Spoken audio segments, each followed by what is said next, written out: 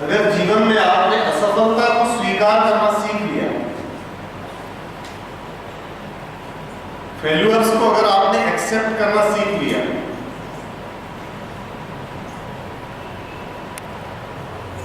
तो जीवन में आप बहुत ज्यादा ऊंचाई तय करेंगे। हमारे लाइफ में दो प्रकार के एटीट्यूड होते हैं, पॉजिटिव एटीट्यूड और निगेटिव एटीट्यूड।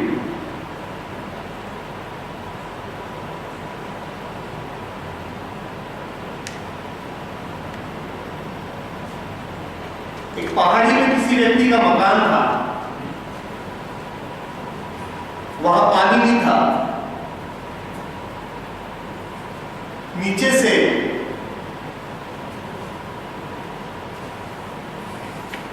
नौकर पानी भर के ऊपर लाया करता था। 2 मटके थे, एक मटका सही था और एक मटका थोड़ा फूटा हुआ था, उसमें छेद थे। तो जो मटका एकदम सही था वो अक्सर उस जिस मटके में छेद थे उसको देख करके हंसता था। तो जो माली था, जो वो नौकर था लेके जाता था, वो उसे समझाता था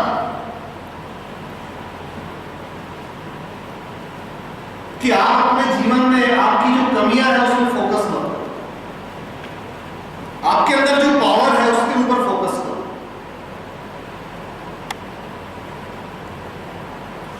एक दिन बहुत ज्यादा दुखी था वो मटका, उसने उसको ढाढ़स बनाया, तुम बोले चिंता मत करो, मैं कुछ सोचता हूं, तुम अभी मुझे 6 महीने का समय दो। तो लेफ्ट हैंड में वो मटका रहता था जो एकदम सही था, और राइट हैंड में वो मटका रहता था जिसमें छेद थे। समय चलता गया,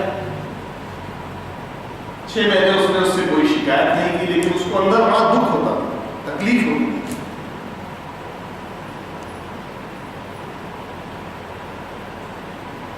तकलीफ ये होती थी कि जब ऊपर पहुंचते हैं तो मेरे पास आधा ही पानी रहता है और ये मटका पूरा पानी देता है। तो जो उस घर का मालिक था वो एप्रिशिएट करता था उस मटके को, और दूसरे मटके को वो गालियां देता था। 6 महीने बीत गए। 6 महीने बाद उस माली ने, उस नौकर ने उन दोनों मटकों से, उस मटके से कहा जिसके मटके में छेद थे, बोले आज हम पानी लेके चलेंगे तो तुम अपने दाहिने तरफ देखना और फिर बाएं तरफ देखना। जब ऊपर पहुंचे तो उसने उससे पूछा, तुमने तुम्हारे दाहिने तरफ क्या देखा? उसने कहा, मेरे दाहिने तरफ तो बहुत सुंदर फूल थे, अलग अलग कलर के। और उसने कहा, तुम्हारे बाईं तरफ क्या था जो सही मटका था? उसने कहा, वहां तो जो पत्थर थे और कंकड़ थे और वो झाड़ जंगल थे, वही था। तो उसने कहा कि कौन सा साइड सुंदर था? उसने कहा, मेरा वाला साइड सुंदर था, बड़ा सुंदर दृश्य था, अलग अलग कलर के फूल थे उसमें। तो उस नौकर ने, उस माली ने, उस मटके के मालिक ने उसको समझाया कि तुम जानते हो ये क्यों हुआ? उसने कहा नहीं। उसने उसे बताया कि जब तुम्हारे मटके के जो छेद थे उससे पानी गिरता था तो मैंने वहां कुछ फूलों के बीज डाल दिए थे, कुछ पौधों के बीज डाल दिए थे जो बड़े फूल के पौधों में कन्वर्ट हो गए और 6 महीने के अंदर उसमें पूरे फूल खिले। ये तुम्हारी कमी के कारण ये पूरा रास्ता सुंदर हो गया। और जानते हो उस तरफ क्यों नहीं ये हुआ? क्योंकि उस मटके के अंदर अहंकार था, जिसकी वजह से वो अपने जीवन में कुछ रचनात्मक नहीं करता। दोस्तों, बहुत सारी कमियां आपके अंदर हैं। आप में से कहीं कोई गांव से आया होगा, किसी के बातचीत के लहजे पर कोई हंसता होगा, आप में से आपके कपड़ों के ऊपर कोई यहाँ का बच्चा हंसता होगा, कोई अच्छे कपड़े पहन के आता होगा तो आपके ऊपर हंसता होगा, कोई आपके बात करने के ढंग के ऊपर हंसता होगा, कोई आपकी राइटिंग के ऊपर हंसता होगा। बहुत सारी बातें छोटी छोटी हमारे जीवन में घटती है, लेकिन आपके पास लवाले साहब जैसे, हसन साहब जैसे, त्रिपाठी साहब जैसे, गुप्ता साहब जैसे, जोशी साहब जैसे माली हैं जो आपके जीवन को सीख रहे हैं।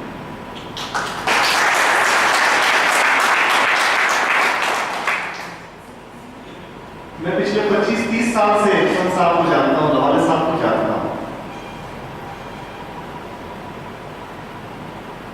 लेकिन 25 सालों में भी इनकी क्वालिटीज के बारे में मुझे नहीं मालूम था कि इनके अंदर क्या क्वालिटीज है। They are jam person. They are jam people. हमारे बैतूल को गर्व है ऐसे लोगों को। आप लोग जब यहां से शिक्षा ग्रहण करके चले जाएंगे, कुछ बन जाएंगे, तब आपको इनकी कीमत समझ में आएगी। आप इनके साथ जितना समय बिता पाए, इनसे जितना सीख पाए, जरूर सीखिए। मुझे कॉलेज के स्टाफ ने बताया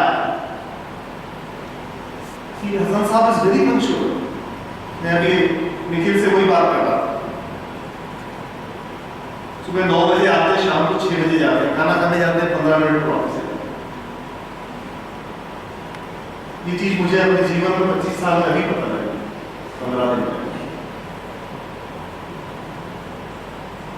मैं बीकॉम फाइनल ईयर में था। जेपी पालीवाल साहब जेएच कॉलेज के प्रोफेसर हैं। फर्स्ट ईयर सेकेंड ईयर में मैंने यहाँ टॉप किया कॉलेज में। फाइनल ईयर में, सेकेंड ईयर में मुझे मार्क्स कम आए अपेक्षा से कुछ सब्जेक्ट्स में। तो उन्होंने मुझे 3 बातें बताई थी जो मैं आपसे शेयर करना चाहूंगा, शायद आपके जीवन में वो काम आए। जुलाई का महीना था, तो उन्होंने कहा बेटा अभी शुरू हुआ है सेशन, तुम इन 3 बातों को ध्यान रखो। उन्होंने कहा एक PRH कंसेप्ट है। PRH concept, punctuality, regularity and honesty. ये 3 बातें जो प्रोफेसर पालीवाल ने मुझे सिखाई थी 1989 की बात। मैंने कहा सर इसको कैसे यूज करना है। जब हम कॉलेज में रहते हैं तो बहुत सारी बातों को हम सिगरेट के धुएं जैसे उड़ा देते हैं, लेकिन मैंने उनकी बात को उड़ाया नहीं। मैंने उनसे क्वेश्चन किया, sir punctuality, regularity, honesty, how I should use it, और वो मेरे करियर में कैसे काम आएगी, किस तरीके से मुझे उसको यूज करना है। उन्होंने कहा देखिए, पंक्चुअलिटी का मतलब है अगर आपका ये सिलेबस है, ये 5 आपके सब्जेक्ट्स हैं, इसको आपको रोज पढ़ाई करना है। अगर आपने सोच लिया कि मुझे 4 घंटे रोज पढ़ना है, तो आपको 4 घंटे डेली पढ़ना है। और पंक्चुअलिटी का मतलब है कि आपको अगर 6 बजे बैठना है, 6 बजे से 9 बजे तक बैठना है, तो 6 बज के 5 मिनट नहीं होना चाहिए और 9 बजने के 5 मिनट पहले नहीं उठना है। पंक्चुअलिटी, टाइम की पाबंदी। रेगुलरिटी, उन्होंने कहा सोमवार, मंगलवार, बुधवार बैठे, गुरुवार गोल मार दिया। ऐसा नहीं है। महीने में 31 दिन है, 22 तारीख को गोल मार दिया, 28 तारीख को गोल मार दिया। ऐसा 31 दिन यानी 31 दिन पढ़ाई। 28 का महीना है, 30 का महीना, तो 30 दिन पढ़ाई होना चाहिए, उसका रिकॉर्ड आपके पास होना चाहिए। ये दूसरी चीज होना सीखा।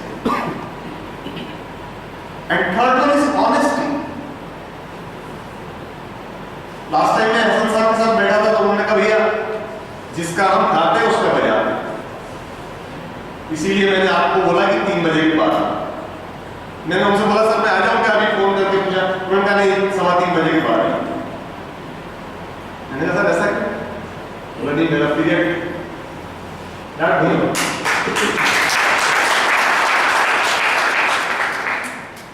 The third one is honesty. अक्सर ऐसा होता है हम पढ़ने बैठते हैं, खुद के लिए नहीं पढ़ते, पापा मम्मी के लिए पढ़ते, बड़े भाई के लिए पढ़ते। 2 घंटे में देख लिया आपको पढ़ते ही हो कैसा? ऑनेस्टी। उन्होंने बहुत सिंपल, पालीवाल साहब ने मुझे बहुत सिंपल तरीके से समझाया कि अगर तुम 1.5 घंटे पढ़ने बैठते हो तो 1.5 घंटे ही उसका आउटपुट आना चाहिए। ये ऑनेस्टी, इन 3 चीजों को तुम अप्लाई करो। And I got first rank in Sagar University. At that time,